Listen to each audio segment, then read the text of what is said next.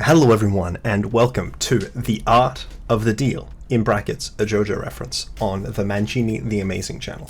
Not everyone can get promoted to sponsor the incredible book by visionary real estate mogul Donald Trump by Pokemon, but I promise that we did. And here, I forgot the thumbnail was about the relationship between our transactions. So with me I have the incredible coach of the Mallorca Mobiles. Jay, please say hello. Hi, how are you? I'm doing pretty well. But yes, so this is going to be a bit of a JoJo reference in terms of how the season goes, and the video goes, and the structure of it.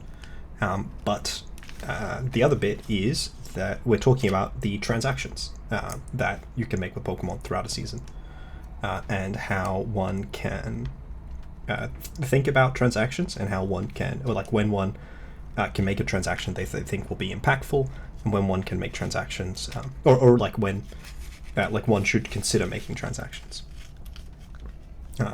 Outside of the obvious rule of, if you're not having fun and you think that making transactions will make you have fun, it's probably a good idea to make them then. Yeah, that's an important one. I believe that a large portion of the ideal outcome of a Pokemon Draft League is to have fun. So I agree. Yes, the relationship between our transactions is I drop Dragapult for Iron Jugulis, and then you drop Moltres Galar for Dragapult, which is funny because Iron Jugulis and Moltres Galar are similar Pokemon, both being the same type and sharing some similarities. Mm-hmm. And a good old Aerofund Green. So I'm going to break the transactions down week by week and focus on some key transactions, which in some weeks that did not have as many transactions is all of them, but on a number of weeks where we had a lot of transactions, because we saw a lot of transactions this season across both divisions, that will only be showing out some ones that I think we can put particular input about. And I think it will be interesting to break down the transactions people made and how the way that those transactions were made changed throughout the season. So our Zero the Crocodile, we have our first tarot of the day, and really there were a lot of transactions, like a lot of transactions throughout here, and these were three. These are the transactions made before the season actually started. Yeah, before the season started. So all of these were effective before any games were played, outside of potentially, I'm not sure if anyone's involved in exhibition games who made transactions before week 1, but I know there were exhibition games before week 1. Now, some of these transactions are not particularly similar to one another, and I'll just be clear. So the stuff on generally in this document, except for one of them where I thought it was a bit difficult to try and communicate that, the stuff on the left was picked up and the stuff on the right was dropped for it. We would just wanted to talk about the different transactions that were made and our kind of thoughts about them, because in this league, your pre-week 1 transactions did cost you transactions. There was no grace period, but there was a period pre-week 1 where you could make transactions.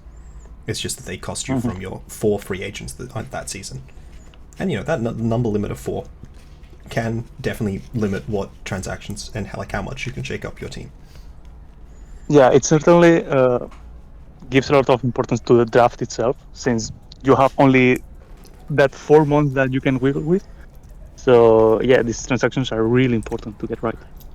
Yeah.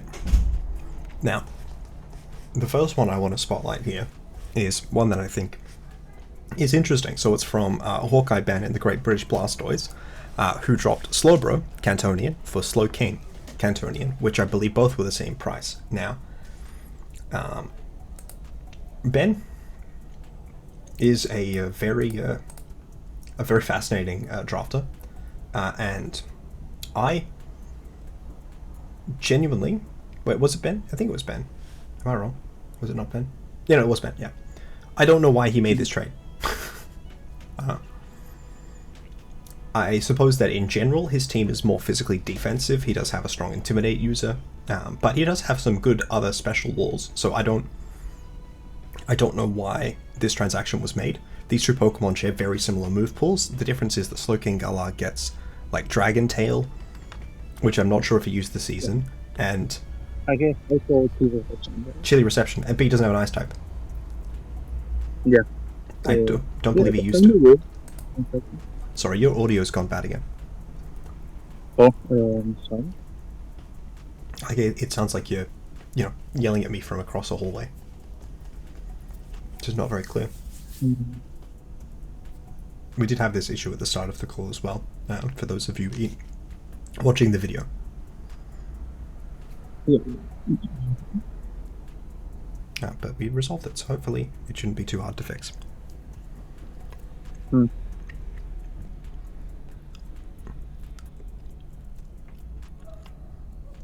Yeah? No? Nothing changed, so Okay, that's sounding I'm a bit not better. sure. I'm not sure if it's changing what input you have, or if the thing that is the audio is coming through is maybe becoming a bit unplugged or something. No, it should be the same. Ideally. Well, hopefully it continues to work and we don't have too many of those issues again. But yeah. So yeah, I don't know why that decision was made and you were responding. I don't remember. Yeah, I think it's a weird transaction since they didn't really use a snow team because that's the main profit you can get from Slowking instead of Slowbro. So yeah, no Chili Reception, no Dragon Tail, the two big changes. So actually, I'm not sure if Ben did use either of those, but yeah, not having an Ice type makes for it being a bit of an odd transaction when it is one of those 4 limited transactions you're allowed to make throughout the season. So yeah, wasn't really sure what happened there.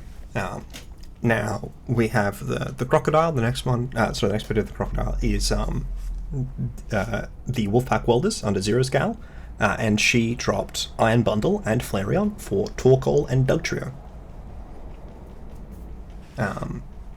And they are that was a very big change to sort of the fabric of the Wolfpack Welders this season.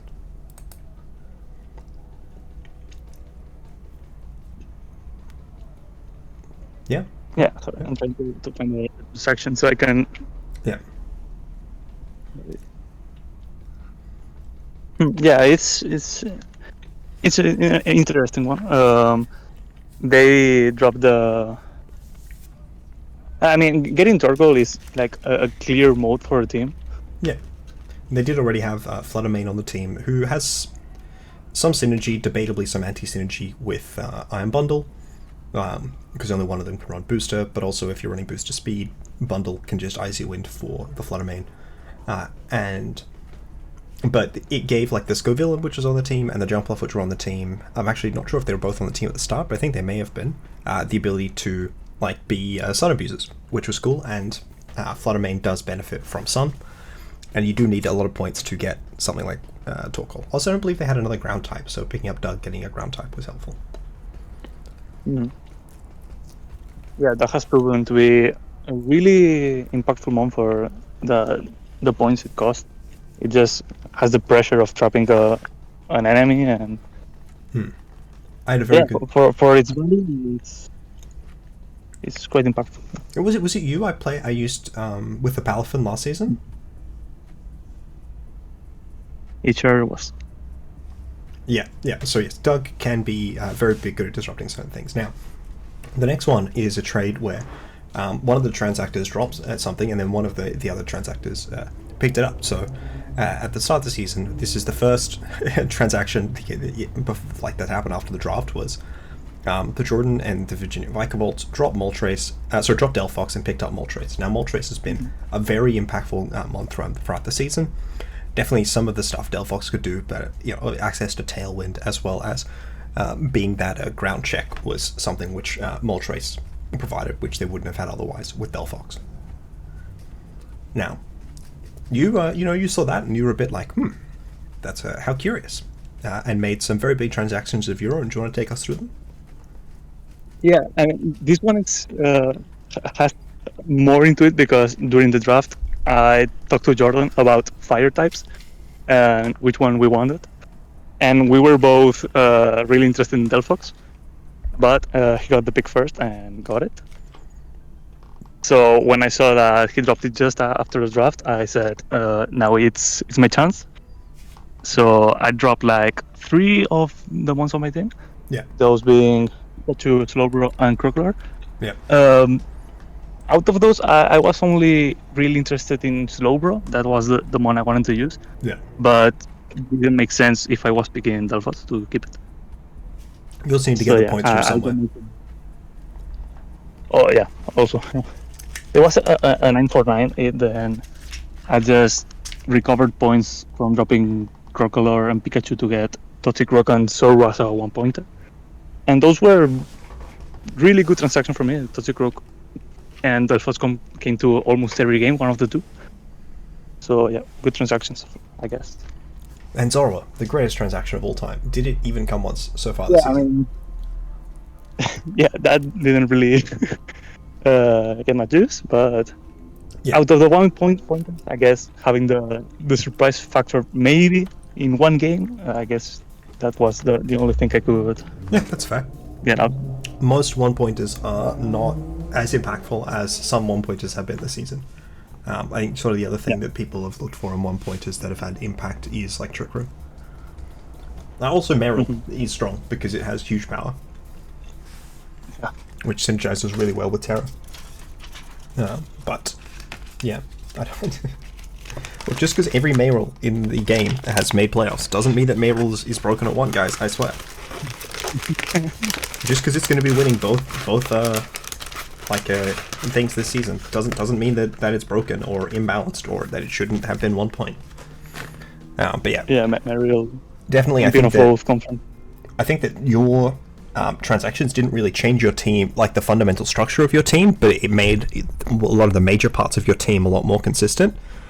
So, in these transactions, we had very much a sideways sort of transaction with the Great British Blastoises, and then we had like a major team structure shifting transaction with the Torkoal for Iron Bundle switch, which really I think made Zero Scowl and Wolfpack Welders a very intimidating team for a lot of opposing teams to prep for.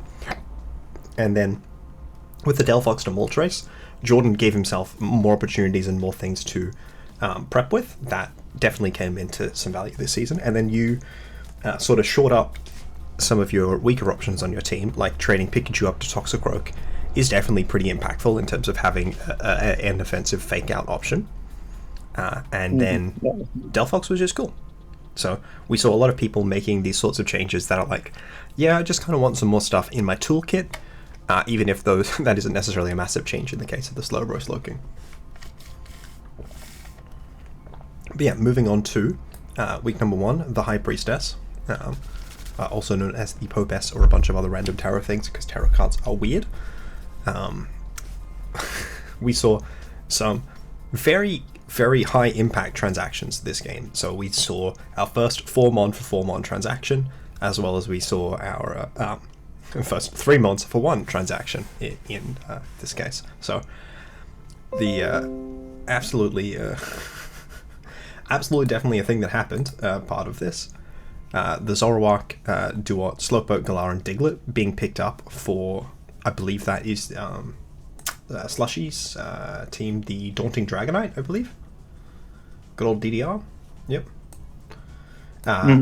Dropping Zoroark his way up to Zoroark is funny. But yeah, definitely Along the Raichu and Cyclozar are probably more consistent mons than some of the other options on the team, but not really stuff that was fitting with the kind of shape of team that Slushy was forming. And Slushy's had a really solid season, having gone 4-3, and losing one of those games while like in the middle of class. Yes, that is the Xianpao team, right? Was that, sorry?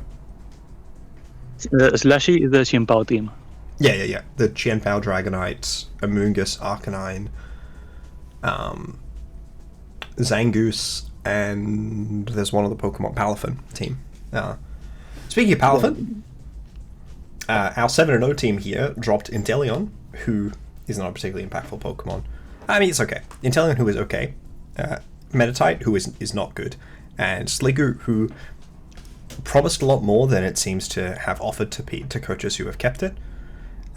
For Palafin, Hatenna, and Voltorb. Now, I do not think Voltorb was ever really considered for super serious use. Hatenna can theoretically set up Trick Room, is probably better at setting up Trick Room than Meditite, though that's not necessarily something that Colby's team meant. But the major thing that they were trying to put on is to put on pressuring opponents to answer their team very early game by putting Palafin on that team. Now, that can put a lot of pressure just in the builder, in the shape of teams that your opponents can draft. That Inteleon doesn't have the same ability to, especially since it has lost focus energy. Mm-hmm. Yeah, I guess the main appeal that Inteleon has right now is that Snipe Shot being one of the best water moves, special water moves out there. But outside of that, learns Water Pledge. Yeah, I guess, but I guess the Great Chant makes up for... it's an improvement, but a marginal improvement. Whereas, like as we're seeing a lot of Pokemon getting Scald in the coming format, definitely less of an appeal. But yeah, these were, I think, both teams which were designed to, again, similar to your team, to like flesh out some of the weaker aspects of their team. So, Colby wanted the intimidating water type. Colby got a better intimidating water type, and then Colby didn't really care what happened with the raining stuff. So not much happened with it.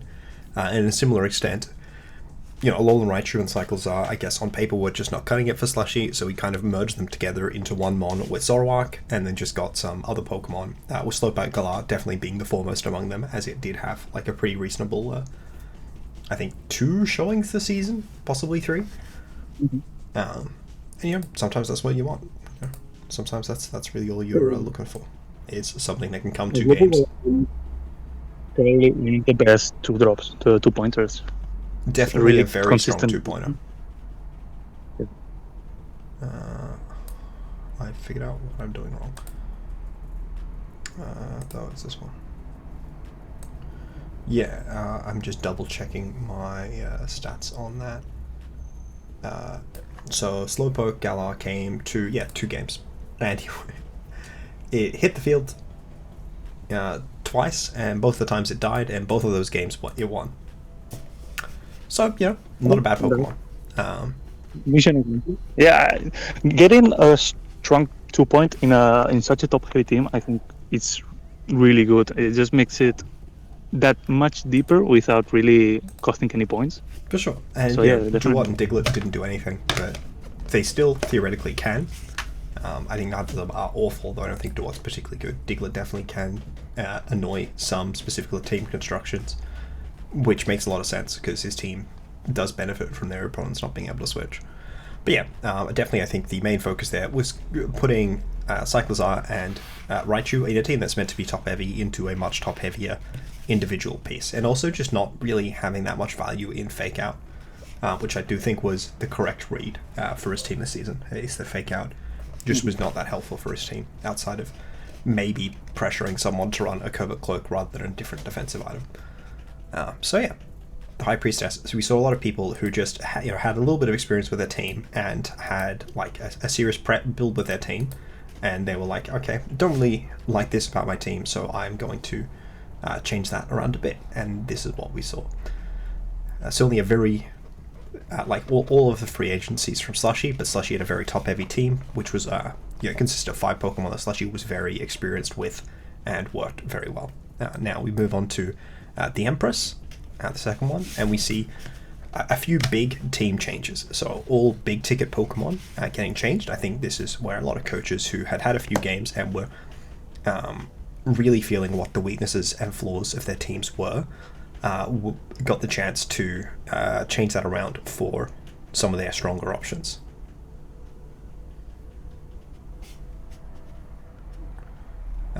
So actually I just realized that all of these were within my division.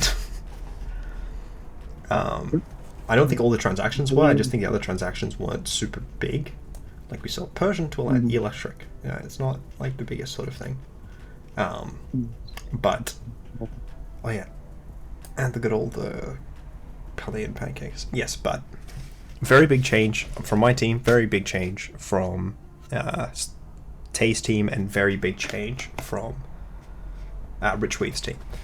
Thundurus became like sort of a mainstay. Esparthro had come to the previous 2 weeks and had not hit the field once. Had not come at all. Like just been a dead one on the bench. And Thundurus has been a very consistent mon, and Dugtrio has had some value. Whereas my team, both Enamorus and Dragapult had come both games and had just been not very good.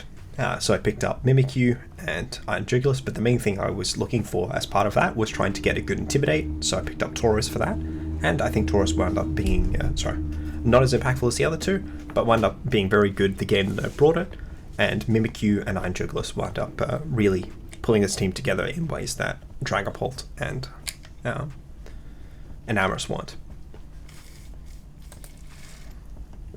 And then I really like the transactions. Because I get your kind of frustration with Enamorus. I don't think it's a really consistent one. I mean, it does have the physical and special sets, but doesn't really. But neither of them. It isn't really good with either of them. I think the main problem is that Contrary really sucks, unless you're running Superpower, and it's not stab Superpower, so and the Pokemon's very frail. I think my main problem with Enamorus and Dragapult was that a problem that I did not have with Mimikyu, which is that they died in one hit, because Mimikyu generally doesn't die in one hit because of Disguise. And Jugulis was very, very tanky, and I got to take advantage of that a lot, which was great. And Taurus helped my other Pokemon be tankier with Intimidate. And then even it has the pressure during team building. Maybe you force a clear amulet and you don't bring it anyways. Yeah, for sure. So just having it is a really good value.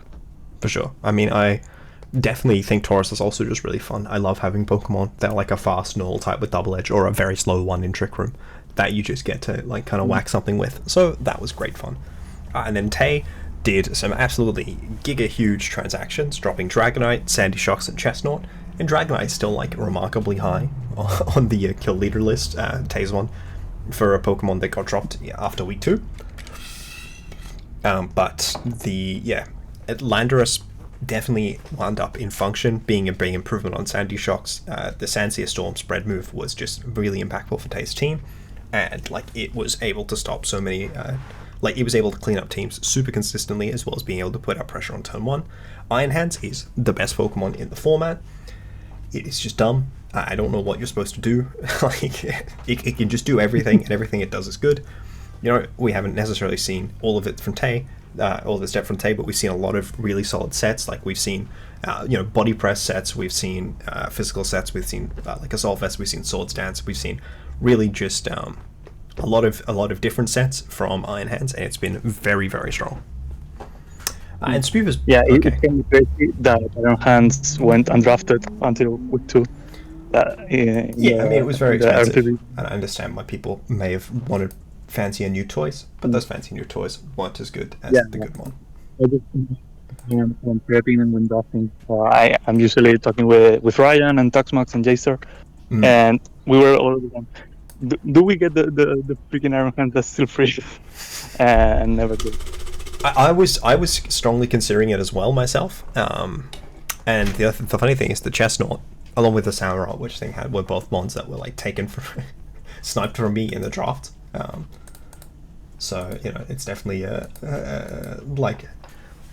Tay's team wound up looking more like my team, and then Tay wound up dropping half of that.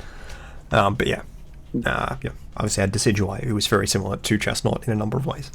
And I feel like a lot of these were very, very big team shakeups, and we saw some other more minor decisions, but I don't think that they're particularly interesting to engage with. There was like Daddy's one, which was fine. He dropped 2 Pokemon that, like, one of them was really bad and one of them was mediocre, for 2 Pokemon that had clear niches that they were relatively consistent at performing.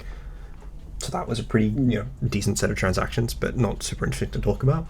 Now, one of the big things coming into the next week is we did see a coach drop, and as such, the player who replaced drop a lot of very strong Pokemon that we do see, I think, come up later, but not as much for this week because the transactions came first. And this is really where we are seeing teams who are having like real serious frustrations with some of the members of their team and not feeling like they are performing well enough, make some big changes to that team to Pokemon that have conditions that they feel like they can take better advantage of. So the first big one is that Glastrier to Sliggoo Hisuian wound up being a very, very impactful change for, I believe, Camodu in the Pittsburgh Piplups. Yeah. So it's a one Pokemon change, but it's on high tiers, and that like defensive Sliggoo was, as well as offensive variants were like pretty consistent options on Camo's team for the rest of the format. So that wound up being really impactful. It seemed like it was really difficult to position Glastrier to do much of anything. So yeah, that was really cool. Like what I considered. Yeah. No, I was saying there's a really big difference between changing 2 5-pointers or like that slower with slowking trait, that instead of a trade between 16 or 18 or 20, because those are the ones that really shape your team. So yeah, making this kind of transaction has way more impact and is really relevant for the future of the team. It changes how your opponents interact with the team in a really significant way as well. So even if, say theoretically the Sliggoo the Goodra hadn't been a Pokemon that was a really mainstay of the team after that, your opponent still had to prepare for that, and that itself is a lot of pressure. And also Glastrier and Goodra aren't necessarily Pokemon that are like translate into each other one-to-one super well. So it was interesting seeing how well the Goodra did wind up fitting on the team. Because I think maybe the original plan was to try and use like Swords Dance or maybe Curse Sets on Glastrier, and then that didn't pan out. And we just had to go with that more, even more consistent win condition. And now we saw also, I believe that is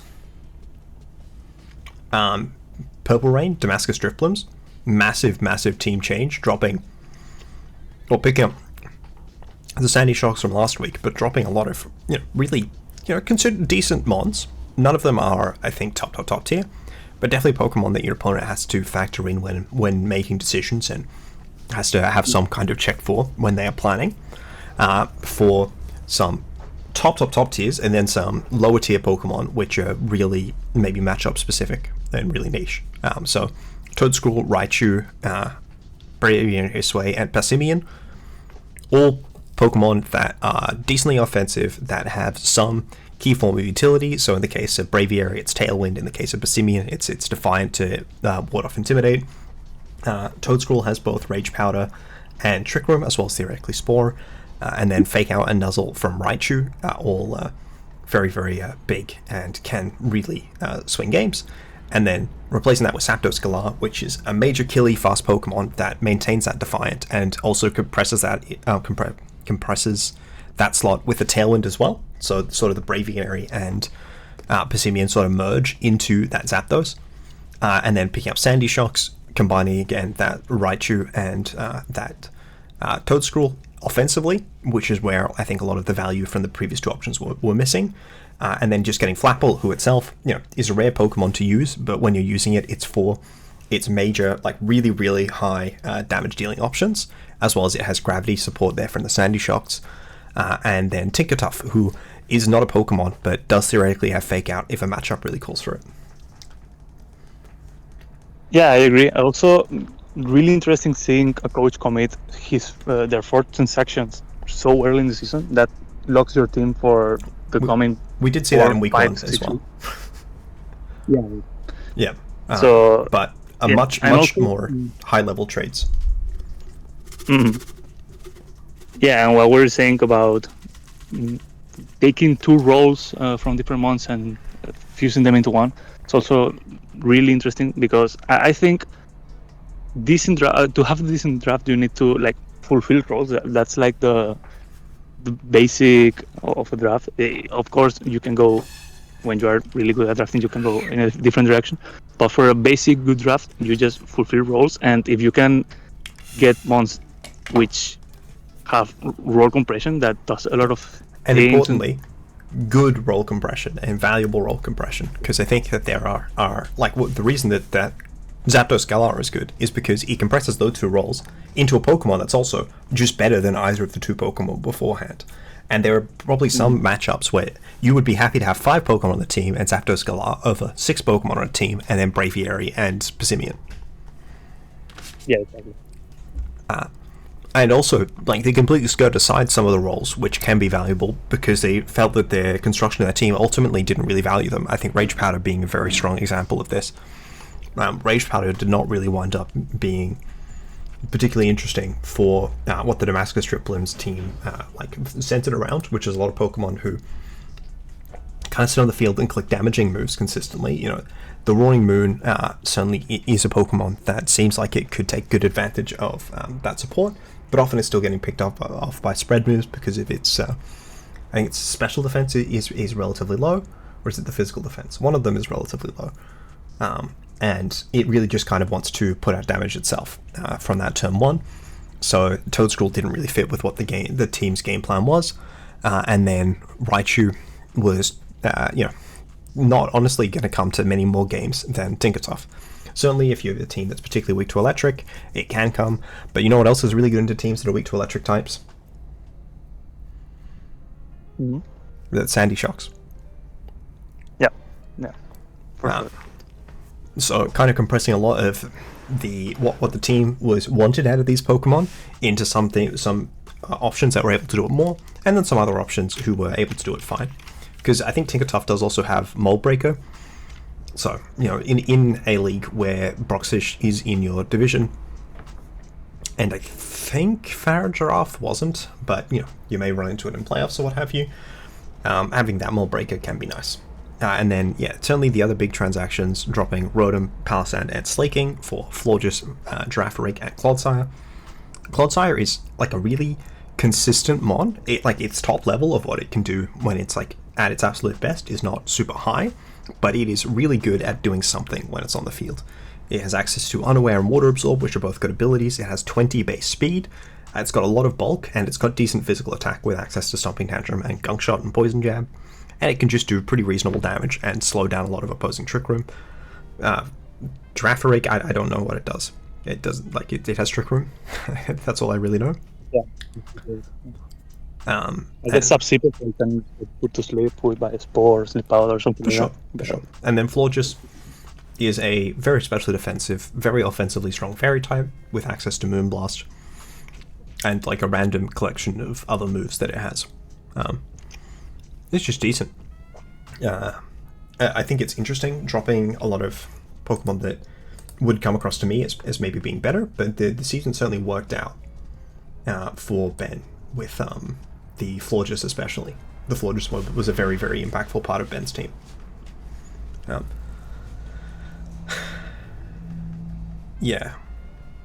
Though certainly, a really major shift, if we see back from week 0 with that Slowbro Slowking, a really major shift from having physically defensive options to specially defensive options, right? Because Slaking has I think 110 physical defense as well as good HP, and Palisand is very physically defensive and not very specially defensive.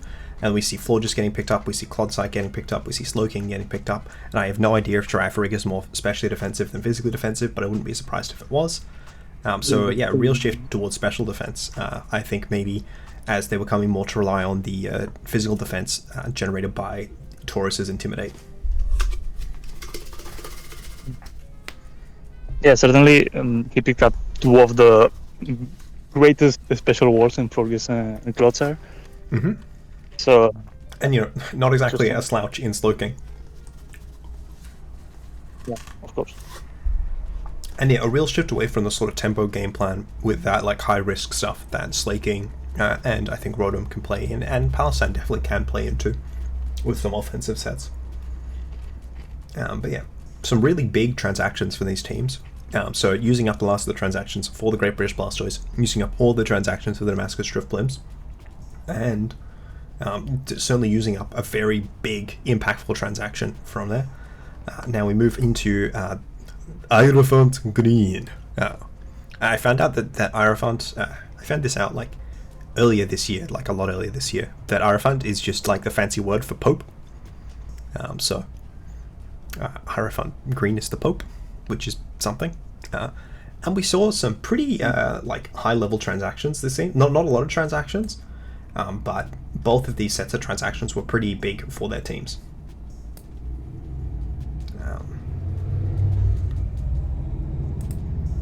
Yeah, I'm actually kind of interested in Sora because that Yuxi wrecked me in week 1. Yeah. And didn't notice and then that it was Charizard dropped. dominated in week 3, I think. Mm-hmm. So it was a So really maybe interesting those trade. factions were more catered to the following matchups, because I don't think they were especially underperforming. Yeah, certainly none of these Pokemon were underperforming on Sora's team. So Sora and the Dover Delmites, I think it is, dropped Charizard, Sableye, and Uxie for Weavile, Talonflame, and Rapska. Now, I think Rapska is a good Trick Room setter. I think Talonflame is a good Tailwind setter, as well as somewhat more bulky than Charizard. But certainly really odd changes, and it may not necessarily have worked, but that is a big change to how heavily they were committing to a lot of those sorts of modes. Like Uxie is the kind of one that can sit on the field and be clicking Helping Hand instead of Trick Room, whereas Rapska, due to its bug typing, generally wants to, and better offenses, and then as a result kind of worse defenses, generally wants to be in Trick Room itself and clicking damaging moves or clicking Revival Blessing. So it is definitely a big sort of paradigm shift. And then Sableye is another very high tempo mon, and Charizard to Talonflame seems like they're really trying to commit more consistently to Tailwind. So very much shifting from a more mid-rangey to late game mindset to a very like either aggressive mid-rangey in Trick Room and Tailwind, or just pure tempo, despite having less pure tempo than Charizard and Sun. Definitely odd.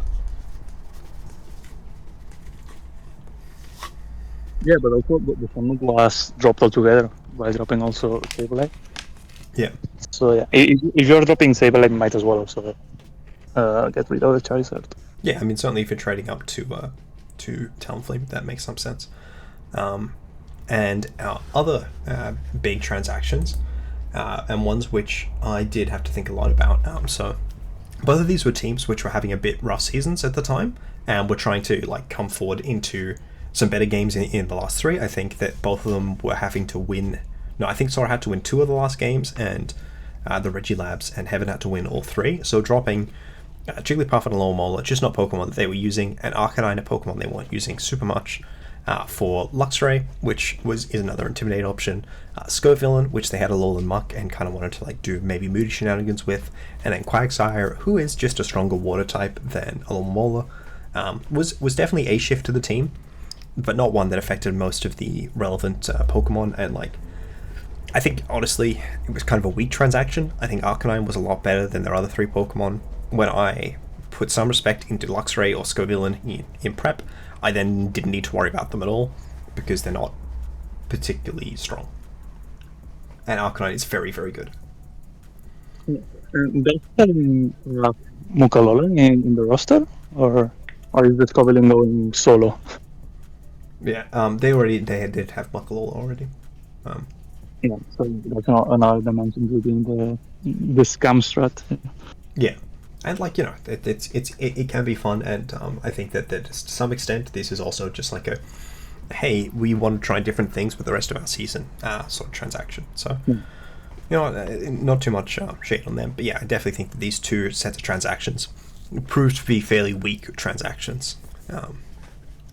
In terms of their like impacts for the team. Now, the 2 roads, as we get through here, we see some actually some surprisingly impactful transactions for a lot of these. So the Camerupt, which was actually picked up earlier this season, as well as the Florges, which I believe was also picked up earlier this... No, I think they may have started with Florges, for Qfan and Volcarona. Volcarona, very, very, very good Pokemon, and kind of an awkward thing to pick up right at the end of the season, when you are like don't have as much time because you're teaching full time, like Pancake, and need to like win both of your remaining games to reliably make playoffs. Maybe a bit of a challenge. Maybe a bit, because it is quite the paradigm shift for the team to go to Volcarona as good as it is. But I think a reasonable change. Maybe to get playoffs, Volcarona is definitely a good option for that, because if it just gets 1 or 2 quick retenses, it gets out of hand and may steal some games. So and the definitely Rage Powder a set good is move. so strong, and just sitting it there with a Life Orb and clicking Fire Blast is so strong. Volcarona has a lot of sets, and they're all very scary to play against. And then the other next transaction we see is Wug to Mayril. Very, very similar sort of Pokemon. Wug is obviously fast, and Mayril has access to a very strong Aqua Jet. Mostly, the reason that Wug is okay is because it's fast and has that triple hit water type move, which is okay. And then Mayril is strong because it has huge power, and combined with Terra, huge power, it can be very, very impactful. But that's not really the main focus. The main focus is Daddy was not really happy with the Trick Room option, and with Hatterene was pretty disappointed by it. Certainly lacking Moonblast can be very frustrating to deal with in special fairy types. So picked up Gardevoir, which does have Moonblast, is faster, and does technically have access to Trick Room. I do not think the Trick Room was the main thing. No. Yeah, the Gardevoir ended up paying a lot because in our match in week 6, it just in the last turn of the last game, it turned normal into my Rage Fist and won in the spot. Yeah. So yeah, that was it already paid So off. Hatterene could have done the same thing, right? Yeah, technically. I think they're very similar mons in function, and it was just which part of their roles that he liked the most that changed. Like Gardevoir has the ability to click fairy moves more easily, whereas Hatterene clicks Trick Room more easily and clicks Psychic moves more more strongly, but not a massive. Really like getting a choice card. You get to click the fairy move faster, which is usually good. Yeah, and single target, and therefore stronger, which is also good. And then you had Hatcham and Lycanroc being picked up over Mischievous and Growlithe his way. Growlithe, I think Jordan just felt that he was never going to use. He came to team previews and never was ever genuinely in consideration for Pokemon to bring to the actual game. Lycanroc is a much stronger Pokemon. It is a physical rock type that actually hits rock type moves because of its ability No Guard. And then Mischievous and Hatcham are similar Pokemon. Mischievous is bulkier and can be more intimidating, but Hatcham is a lot slower and thus can be a more consistent Trick Room option, as well as being immune to Taunt thanks to Magic Bounce. Mm-hmm. So, yeah, I think that what Jordan was frustrated with Mischievous, that the Trick Room wasn't reliable. You couldn't run Mental Herb and preserve the bulk. So yeah, definitely getting Hatcham. With Magic Bounce and Terra Ghost, you always set up Trick Room. So if you really need Trick Room, Hatcham might be. Yeah, I mean, I found Hatcham to be a very good Trick Room setup last season when I had it, and Lycanroc can be pretty intimidating. So definitely some reasonable transactions, especially as these two, this is kind of the point where they are okay, I'm at a point where I am needing to win enough games to make playoffs, but then also to win games once I get into playoffs, and I feel like that is a major consideration for both of these players at this point, is that they're okay, I want to have a team which does stuff while I that is doing stuff for not only the matchups for the remainder of the season, but also the matchups after the season in playoffs. And Jordan wound up barely missing out on playoffs, and Danny did wind up making it quite firmly into playoffs with this version of the team, and certainly off the back of having beaten you using Gardevoir. So very, very impactful players, and then this is really as people are having a very good sense of what their team is doing and what their team isn't doing, or in this case of Pancake, are just really busy and just kind of making changes, hoping that stuff works out. So we come to the final, the Silver Chariot. And we see some really weird changes, I think. So we see your change, which was, what was your thought process going in making this Dragapult Moltres Scarlet change right before your last week and then into playoffs? Yeah, Moltres was one of the 4 months I really wanted in my team. I really wanted to play with Moltres, but then just didn't work out. I felt like I brought it 5 weeks out of the previous 6. Yeah. And never did its thing. I ended up using more as a bulky tailwind rather than the setup sweeper that it was to be at the start. So since I wasn't really using it as I wanted, I looked at the board and just saw Dragapult, and it looked just better. If I'm not gonna use a mon, I'd rather get another one that maybe I can use in some matchup. And Dragapult certainly fills that role since its speed and maybe going physical or special. Maybe it could fit more into teams than just that Moltres. Yeah, just doing tailwinds. That's like you said, a playoffs trade. Okay. Definitely. I mean, you did use it in week 7 though, right? Yeah. It didn't really. It worked better in the mocks than in the actual game. Yeah. Because it relied on the set that the enemy Sneasler used, and it was the counter set, so I didn't get to use Dragapult. I just realized I did omit one of the other playoffs transactions. So yeah, we saw 3 other sets of transactions, as well as one other set of transactions. There was one where just one of the players who was out of playoffs wanted to use different Pokemon, so they made like a bunch of low-end trades to get different Pokemon, and you know what? They had a fun time.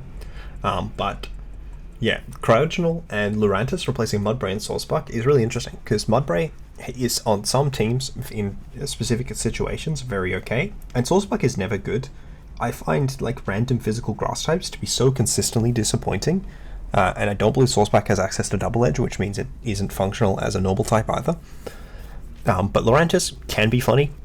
It does have that contrary Leaf Storm, and it can be intimidated, even though it has lost superpower. And I think it does have access to Tailwind. But Corruptional is fast, and it is a strong ice type, which means that it can come into matchups, because a bunch of people will be weak to ice, and you can just use it.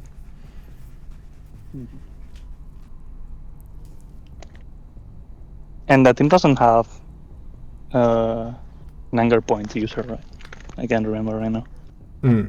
Yeah, so it's New York Ninetales making just their first 2 transactions of the season, and both of them were pretty big ticket transactions. Pretty mid ticket but impactful transactions. I think that Corruptional, basically this is a transaction to pick up Corruptional, and Corruptional is good, or it certainly can be good. Now, the other one that I've missed was the Pittsburgh Piplops dropping Wo-Chien and Grookey for Electros and Hisuian Quillfish, which I think are both interesting trades. So it really makes the team a bit wider. Wo-Chien is a Pokemon which is very, very difficult to use, and I think its top end is really high, but its like skill floor is in the Marianas Trench. It's particularly low. I don't know if there is like a particular expression in Spanish for just really, really low, but you know.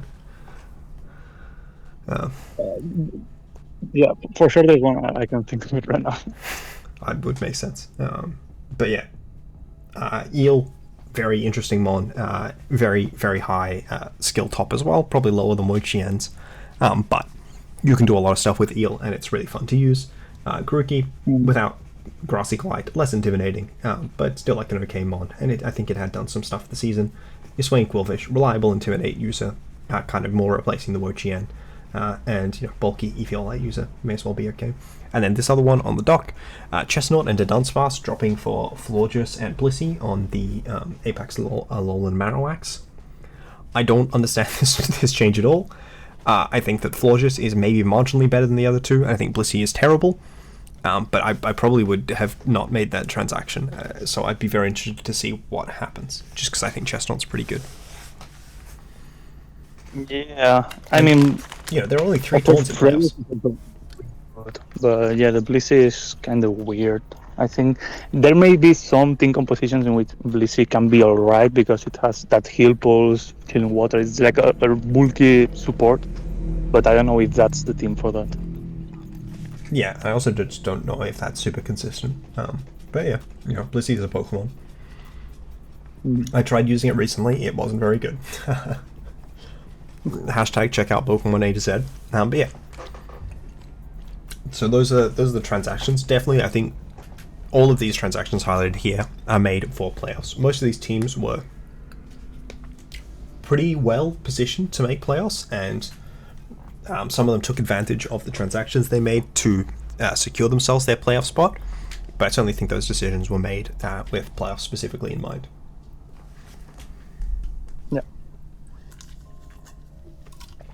Yeah, interesting. When do you think is a good time to make transactions? Well, of course, right after the draft, if it didn't go as you planned, you have that first week to make adjustments. So you aren't screwed right after week 1, so you can adjust there. And then you can take the two approaches. The fun approach, the team isn't fun for me, I'll make some adjustments. Or the strategic approach of this mon isn't working, or this mon isn't useful anymore for the next matchup. So there you can make some changes to the team to prepare for that matchup. But yeah, I think that those are pretty much the main use cases. Yeah, and ultimately, yeah, I think that not all things work out. I think that probably the best times to do it are when you've had a couple weeks into the season, so you've got a good idea of what's going on, or when you're getting towards the end of the season, if you are either really worried you won't make playoffs, like this week 5 sort of rush was a really good time to make these sorts of transactions, which are just about improving the bottom edges of your team, the bits that you're finding are underperforming, whereas like the major transactions are better to do earlier. And then like right at the end, you just want to be considering, okay, I'm heading into playoffs, what Pokemon do I just not think I'm going to use against anything? Or I really need to win this last game. Is there a Pokemon that I can tech onto my team? Because I did a lot of looking, and I actually considered dropping Iron Treads for Glastrier, or for like a bunch of different Pokemon. I think I looked at like, because I only have one transaction left, I think I was looking, I think Iron Treads was in 17, and I looked at every Pokemon from 17 down to 13 and considered 1-to-1ing just Iron Treads to them, to see if there was a Pokemon I thought would be better heading into my Week 7 game to try and assure that I make playoffs. Didn't wind up making that. I think Iron Treads came and then sat on the bench that game. But, you know. Mm-hmm. No, I think it did actually do stuff. It just wasn't good. Just not very good. But yeah, a lot of that stuff is just kind of considering what it is that you want to change about your team. I think that probably the Damascus Driplims transactions are sort of the best example of when you can make really good transactions. Purple Rain had experience with the team, knew what wasn't working, knew what it really was that he wanted to work better out of these lower mons and what he wasn't as valuing as much, and made transactions designed around that. And I think that there is definitely value to making a top performer who isn't really performing split into separate Pokemon that are good, and then making a bunch of low tier options where you kind of want them all to be like the same mon into just one same mon that shares a lot of those roles. Makes sense. What did I do again? Yeah, I dropped some top performance and then a low tier Pokemon that I was struggling to use, despite the fact I have used Skuntank sometimes. I think it is pretty team specific when you get uses out of Skuntank. I think as the formats have gone on, it's been harder to use. But then just picking up more explosive sort of Pokemon who are just getting, being able to sort of punch tickets. And the most important thing to consider is if you're making a transaction between lower tiers, first consider whether there are any other higher tier transactions you'd like to make with those free agents. Yeah, I agree. Because I've come to the conclusion that top heavy aren't necessarily the best teams, but you really want to have 7 to 8 really good ones that you can bring, and you can have some more back Pokemon at the end. Yeah, I mean, look, I would say the Damascus Driplims have 6 Pokemon, and they're in playoffs. And then I would say that the Anchorage Alakazams have 7 Pokemon, and they're in playoffs. So, not too bad. So if you can change 3 mid to lower tiers to 2 mid to high tiers, I think it's worth it. Yeah, I think that both those directions can make sense, and it really depends what you've been finding struggling. If you have a bunch of top tiers, but they're not really quite like packing through, like if your opponent is able to deal with them like coherently, is able to bring like that set of 4 Pokemon to a game, which manages to prevent them from functioning well in their offensive or in their like setup sort of win conditions, then switching to more like a wider set of Pokemon who then are able to threaten a broader array of teams can make your opponent have more of a struggle to prep against. But switching to that sort of tighter, less Pokemon offense, like for example we see with Tay here, and switching to that very high quality top tier sort of stuff can also be super impactful. And Spooper's not come once this season, so I think no, he started with Spooper. And yeah, look, there's definitely, like I had a very wide team, and I did use all of my Pokemon, even if Rotom and I think never hit the field. I did draft it, and I did bring it to a team preview. They just didn't bring the Pokemon it was supposed to check.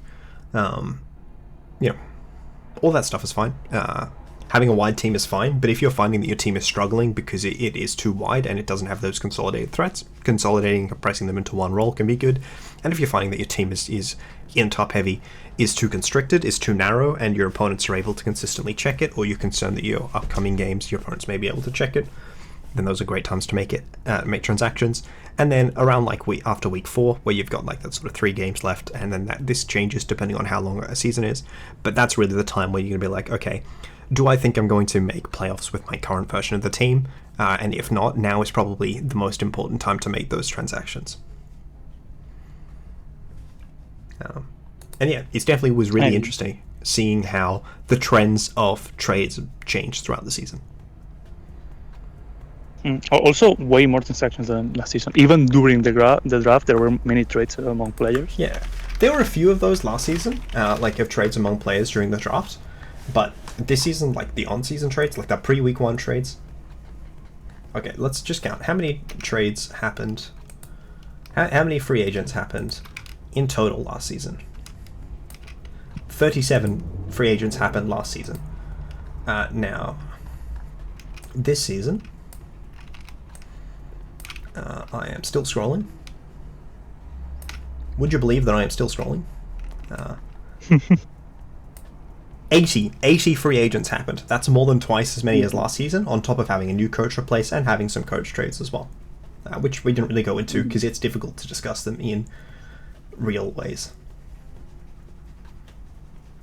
Yeah, I see the feeling of way more transactions. Yeah. But yes, so many transactions, and so many of them in sort of big ticket items. We saw a couple big ticket item transactions last season, but they were not the same by any means.